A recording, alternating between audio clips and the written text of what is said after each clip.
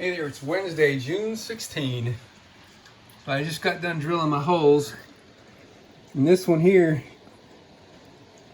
is in the line, on the left side is the fuel tank. You can see light down there. And on the right side is the chassis frame. And these two here,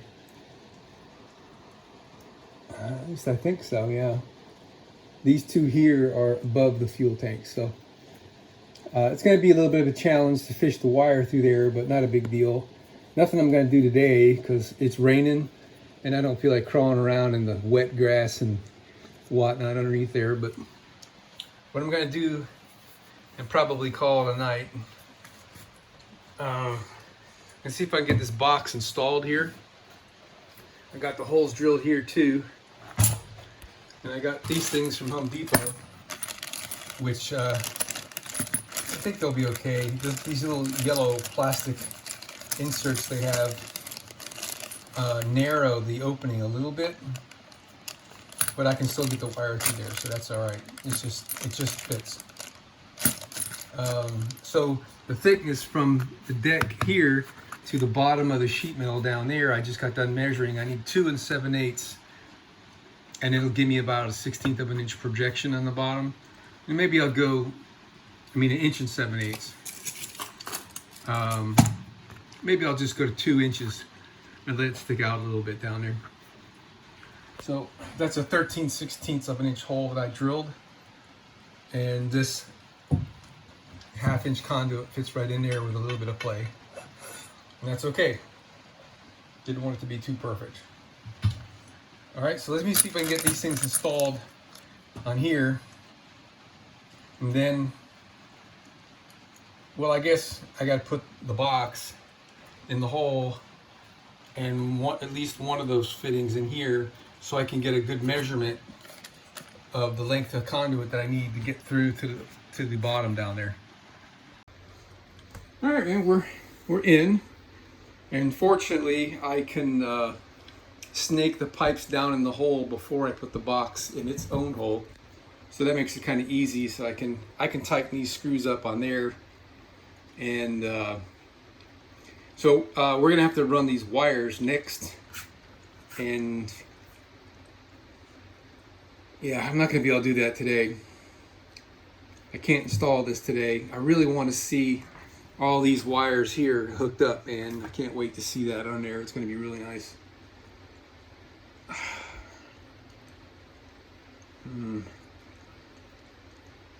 All right, I went to Home Depot today to buy all this stuff, and I forgot I need to find myself an air conditioning vent louver thing. See if I can find something better than what comes with those diesel heaters. I may end up just using what comes with those things, but I've got, from there to here, and this whole area, just barring these wires being up out of the way. And I can come up on top of this because the deck of the bed stops on this piece. So this area here would actually be perfect for running wires. Yeah. All right, so let's see, we got plenty of length. So the reason why I went with the conduit here and not here is this area here is going to be prone to, loading stuff in and hitting, and I wanted to make sure that, I didn't have a damaged wire potential there. So,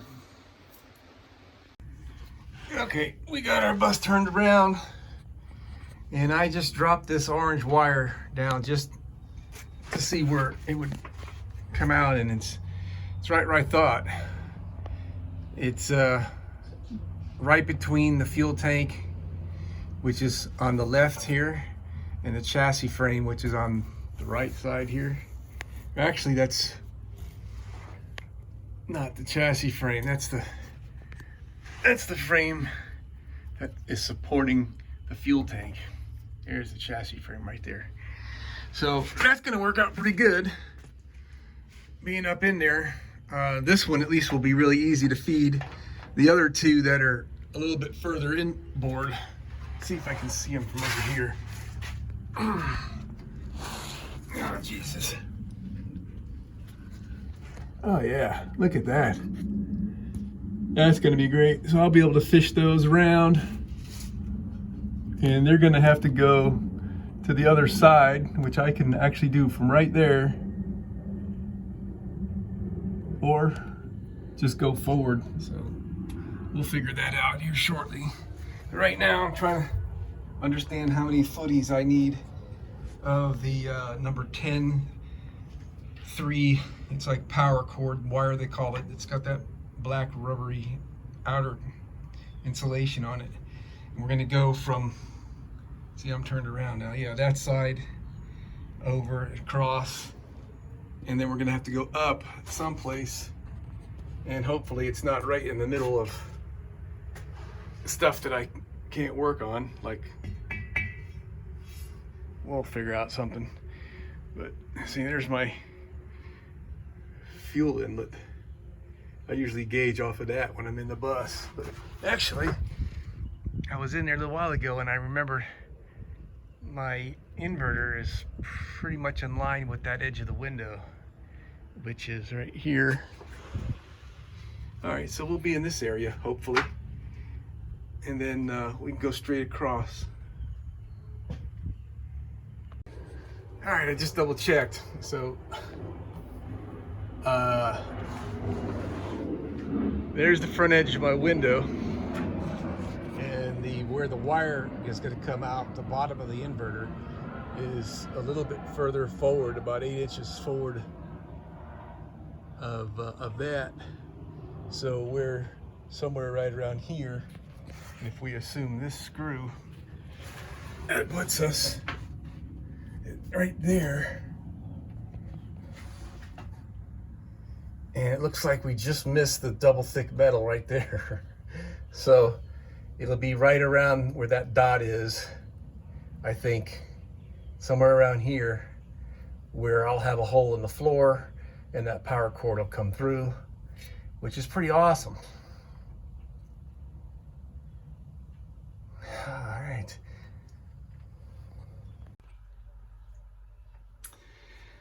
All right, well, we're gonna be okay. I've got that hole drilled down there, right in line, and I just put the inverter a little bit over this, but I'm realizing this doesn't really matter. I mean, I'm not doing anything with that, so we can move the inverter forward a 1/2 inch and it'll be fine. And then I can re-drill that hole down there where it needs to go. And then I can move the battery forward a little bit. So I got my new BMS coming, by the way. One just like this, but it's the smart version with the Bluetooth. 150 amps, and they said it can be programmed to charge 150 amps as well. So it's everything I need. It worked perfectly here. So load wise, it handled everything more than I'm ever going to use. So it passed the test. But anyway, let's get this show on the road here. All right, so this is the left side of the bus, and my water tank's going to go here, and it's going to, oh, that is right there, like a piece of a weld or something. But the water tank can't go any further over than this edge right here. It's going to go from here to here. It's about an 8-inch wide tank, I think it is. And yeah, kind of close to this, but we're going to have to see if that works. But that's going to give us all this room right here for the receptacle to come through. And then the wire just be able to curve up and go over the tank. It's going to be perfect. And where that is on this side of the bus. And there's that opposite window. So we're at the very back of the bus, and the receptacle will be right here. And I'm just going to get a standard RV receptacle and stick it right there, and that'll be perfect. Okay guys, we're back at it here. It's hot, man. I'm not running the AC. I'm getting old. So here's what I'm doing, man. I've got this split loom, or whatever you call it, long enough to go from here around the corner. The the bottom of the hole down there is really, really sharp.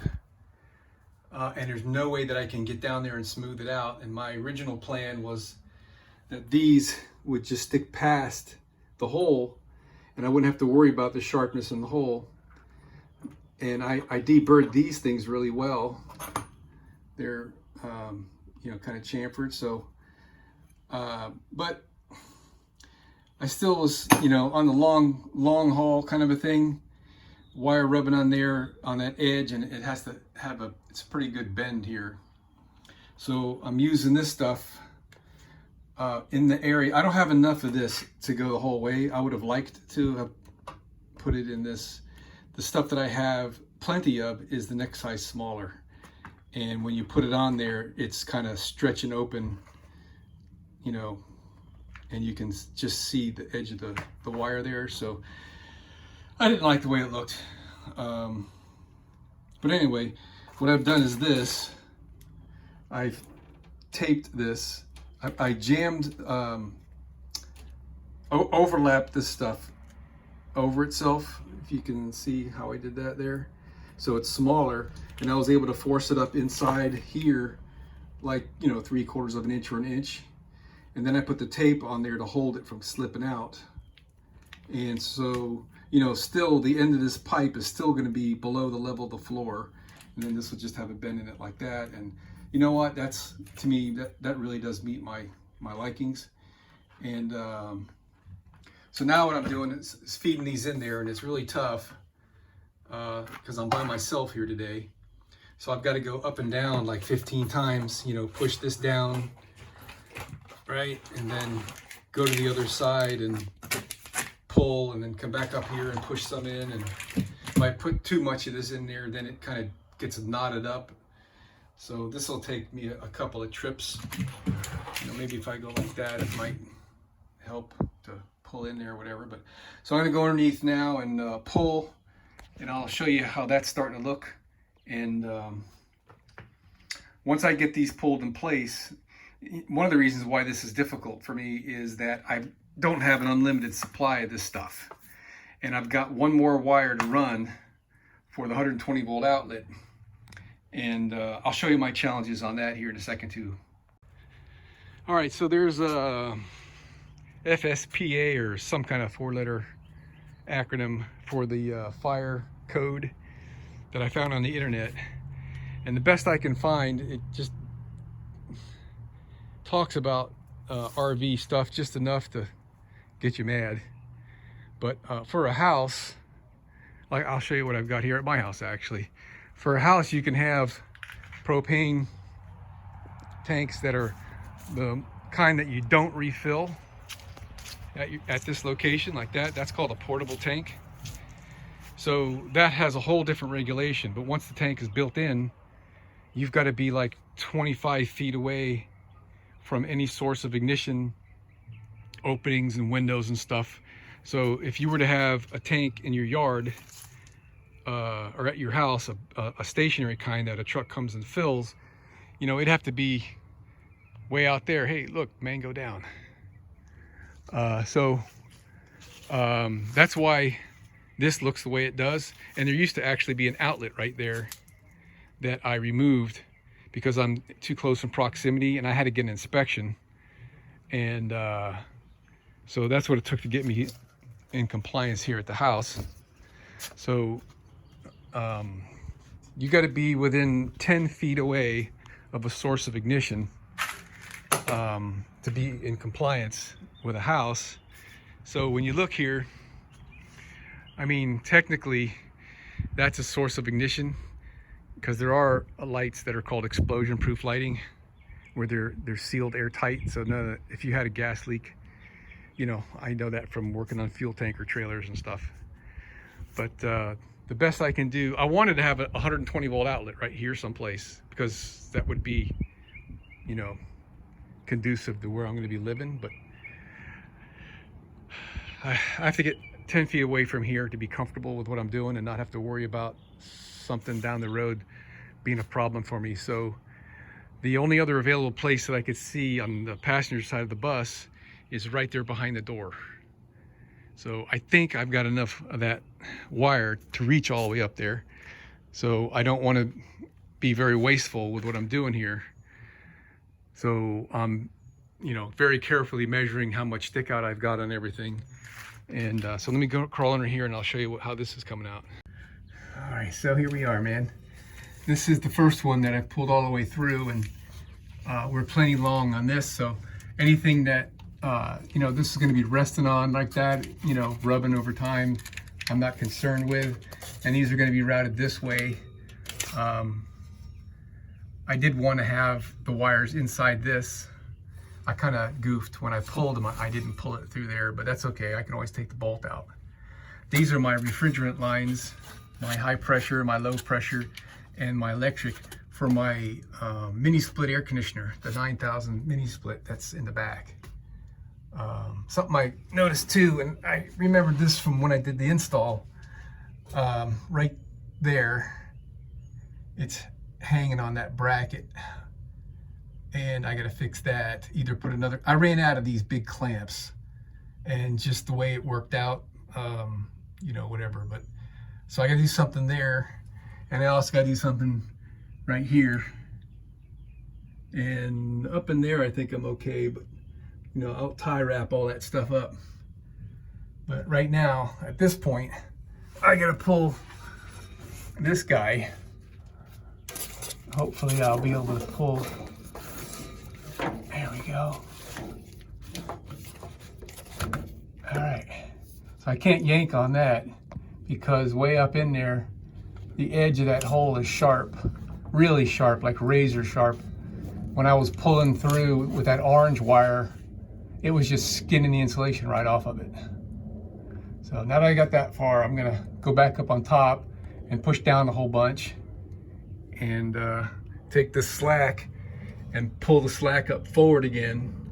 And once I get these in place, then I'll know where to cut the ends off, and all the rest over piece of this hopefully will be long enough to reach that outlet that I want to put up there by the front door.